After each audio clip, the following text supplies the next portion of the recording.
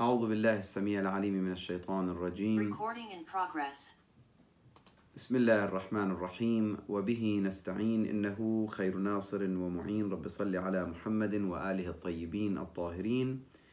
Aujourd'hui, nous allons commencer notre premier échange au niveau concernant la jurisprudence islamique.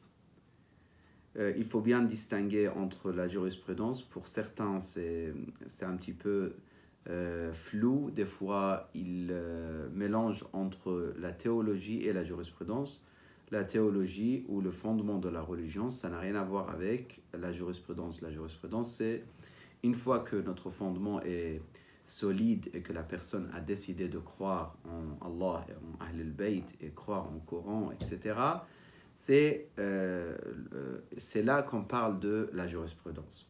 Dans notre échange au niveau de la jurisprudence, notre premier échange, nous allons discuter sur 3 points. Tout d'abord, quand est-ce que la personne devient mukallaf? Taklif, c'est-à-dire la personne devient responsable des actes qui effectue dans sa vie quotidienne. Deuxième point, nous allons voir également la façon dans laquelle, ou la façon de taqlid, de faire taqlid, de suivre un marja, de suivre un savant. C'est la question de taqlid. Et là, je vais rapidement aussi vous expliquer la différence entre certaines écoles dans le chiisme, ceux qui croient au taqlid et l'autre qui ne croient pas au taqlid. Troisième point, nous allons voir également comment nous pouvons savoir qui est le mujtahid le plus savant. Donc, al-a'lam.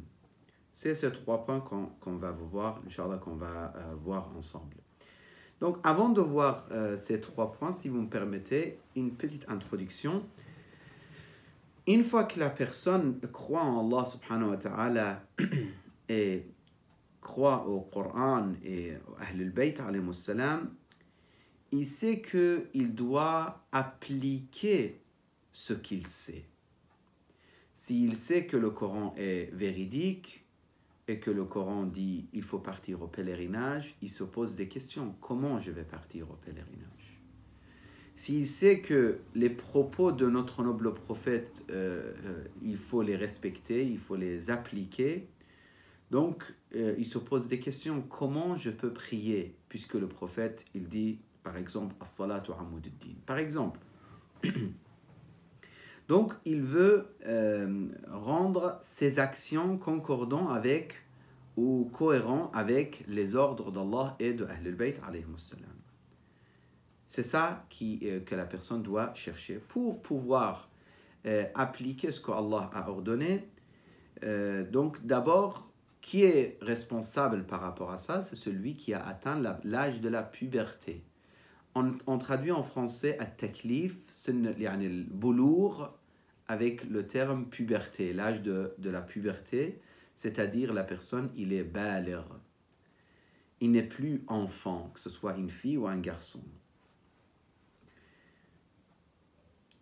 C'est pour ça, toute personne qui est baligh ou qui a atteint l'âge de la puberté doit faire tout ce qui est obligatoire et doit s'éloigner de tout ce qui est illicite et tout ce qui est interdit, tout ce qui est haram. Mais pour être dans cette position, c'est-à-dire devenir baligh, il y a d'autres conditions aussi. Si vous me permettez, je commence comme le livre, il l'a fait exactement. Donc, pour devenir pas baligh, pour avoir la responsabilité de appliquer tout ce qu'Allah nous a ordonné, il faut devenir baligh, atteindre l'âge de la puberté. 2, il faut être aqil, c'est-à-dire santé mentale. Et 3, il faut... maintenant, déjà, on développe ça. Après, une fois qu'on a atteint tout ça, il faut passer à la question de taqlid. Donc, celui qui est malade mental, il n'a pas de responsabilité. Si un malade mental, il a 25 ans, qui ne prie pas, on ne peut pas dire pourquoi il n'a pas prié. Il a commis des péchés. Un malade mental, s'il mange pendant le mois de Ramadan, on ne peut pas lui dire pourquoi tu manges, etc. Donc parmi les conditions de l'obligation, en fait, si vous voulez, c'est les deux points que je viens de mentionner. Donc santé mentale et le fait d'atteindre l'âge de la puberté. Tout ça pour un croyant, on parle pour quelqu'un qui croit en Allah subhanahu wa ta'ala, en Ahl al-Bayt alayhi salam. Lorsqu'on parle de santé mentale, on parle de deux genres. Il y a Majnoun al-Mutabbaq ou al-Majnoun al-Edwari. C'est deux genres de malades mentales, ceux qui sont toujours complètement détruits au niveau mental, et d'autres qui sont des fois comme ça, des fois ça va mieux, etc. Ceux qui s'améliorent parfois et parfois ils perdent leur santé mentale, donc lorsqu'ils perdent leur santé mentale, ils ne sont pas responsables. Lorsqu'ils sont en bonne santé et qui sont conscients de leurs actes, c'est là qu'ils sont responsables de leurs actes. Donc si la personne il a ces deux conditions, il doit pratiquer ou appliquer tout ce qu'Allah nous a ordonné et s'éloigner de tout ce qu'Allah nous a interdit.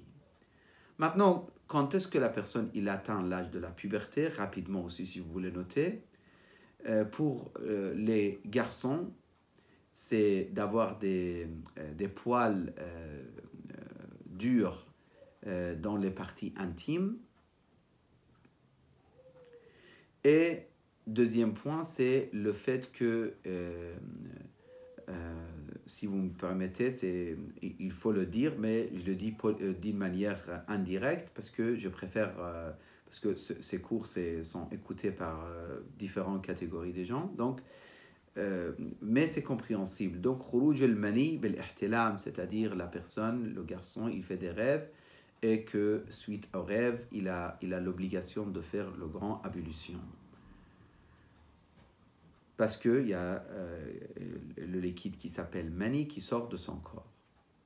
Ça, c'est pour le garçon. Si les deux, ça n'arrive pas, ni les poils, ni la question de ihtilam, une fois qu'il atteint 15 ans, égir, c'est-à-dire 14 et quelques, avec l'année solaire, ça y est, il atteint l'âge de la puberté. Pour les filles, c'est 9 ans qamariya, 9 ans égir, c'est-à-dire l'an égir, l'an lunaire en fait. C'est même pas question égir, c'est question lunaire. L'année lunaire et non pas solaire. Maintenant, entre l'année basée sur la lune et le soleil, il y a à peu près une quinzaine, douzaine de jours de divergence chaque année. Si vous calculez pour 9 ans ou 8 ans, ça devient quelques mois quand même. Il faut le calculer. Ça, c'est la première partie de notre discussion. Deuxième partie, at-taqlid wa shurut al-marja'. Bien sûr, dans notre échange, c'est vraiment l'introduction, comme c'est mentionné, comme c'est déjà expliqué aux frères et sœurs. C'est vraiment l'introduction aux études de la jurisprudence islamique. Deuxième point de notre échange, c'est at-taqlid wa shurut al-marja'. Donc, il faut suivre un savant alors. Là, c'est une question qui se pose ici. Pourquoi suivre un savant? Pourquoi pas directement, ne pas comprendre directement notre obligation et notre responsabilité face à la religion? Pourquoi pas? Il y a des divergences entre les différentes écoles de l'islam. Il y a une école dans l'islam chiite qui pense qu'il ne faut pas suivre un savant, mais ils expliquent cette question d'une façon un peu particulière. Je pense que dans l'introduction, ce n'est pas le moment de développer, mais ils disent qu'il ne faut pas suivre forcément un savant. Il faut faire ce qui est obligatoire, même si on le comprend directement de Ahl al-Bayt alayhi salam. Deuxième école, qui est notre école qu'on l'appelle Usuli, c'est une école qui dit finalement, bien sûr, même dans l'école Usul, il y a plusieurs méthodes, plusieurs visions, etc. Il y a dans l'école Usul, il y a des gens qui sont pro akhbari, il y a des autres qui sont contre l'akhbari totalement. À la kulli hal. Dans l'école Usul, il dit non, il faut suivre un savant. Et un taqlid, ça doit être d'un mujtahid, d'un savant spécialiste de la jurisprudence islamique et qu'il soit aussi pieux. Ce n'est pas suffisant juste le fait d'être spécialiste dans la jurisprudence islamique. Il doit avoir la piété également, at-taqwa. Ce savant doit être mujtahid, donc un homme mujtahid, juste et vivant. Et il doit être également le plus savant. Donc 5 points, ils sont mentionnés ici, qui doivent être présents chez le savant pour être suivis. Et pour expliquer, si quelqu'un vous dit, mais pourquoi taqlid? Tout simplement, vous dites, parce que si vous partez chez le médecin, parce que le médecin, c'est un spécialiste, et vous l'écoutez. Si vous demandez conseil au architecte, parce qu'il est un spécialiste dans le domaine, s'il vous dit il faut mettre tel pilier dans tel endroit, vous l'écoutez parce que c'est un spécialiste. Vous ne pouvez pas faire à votre manière dans votre vie, que ce soit au niveau de médecine ou dans d'autres spécialités. Vous cherchez les spécialistes toujours. Dans la jurisprudence islamique, exactement de la même façon. Celui qui a étudié à peu près 40 ans, il connaît et il sait comment tirer les ordres d'Allah subhanahu wa ta'ala grâce à Ahl al-Bayt, grâce au hadith de prophètes et de Ahl al-Bayt et grâce au verset du Coran al-Karim et d'autres bases sur lesquelles il se base pour faire sortir l'ordre d'Allah subhanahu wa ta'ala. Donc, pour terminer aujourd'hui, une dernière question se pose. Comment on peut prouver l'ijtihad ou l'a'lamiyya de quelqu'un? Pour prouver que tel savant est mujtahid, il faut ou bien le tester nous-mêmes si on a la connaissance, on est à la hauteur, ou bien demander à 2 témoins qui sont spécialistes dans le domaine, 2 savants qui sont spécialistes dans le domaine, qui nous disent que oui, telle personne est un savant, est un mujtahid et il est le plus savant actuellement entre les autres savants. Ou bien, 3e méthode, al-shiya' al-mufid lil-ilm ou lil-itmi'nan, c'est-à-dire le fait que la réputation, si vous voulez, de savant qui nous assure que vraiment il est le plus savant parmi la communauté où nous sommes en train de vivre. Ou, parmi les communautés de notre époque. Ce n'est pas nécessaire que notre marja' soit de notre ville, ce n'est pas nécessaire que notre marja' soit de notre culture ou de notre origine. On peut être arabe, notre marja' est un turc, ou est un perse, ou est un, afghan. On peut être afghan, notre marja' est un irakien, etc., etc. La nationalité, ça n'a aucune importance par rapport à un marja'. Il doit être le plus pieux et le plus savant pour qu'Allah subhanahu wa ta'ala, grâce à ses connaissances et sa sagesse et sa piété, nous aide à savoir les ordres les plus proches de ce que Ahl al-Bayt alayhim salam nous ont demandé. أقول قولي هذا وأستغفر الله لي ولكم وصلى الله على سيدنا محمد وآله الطاهرين.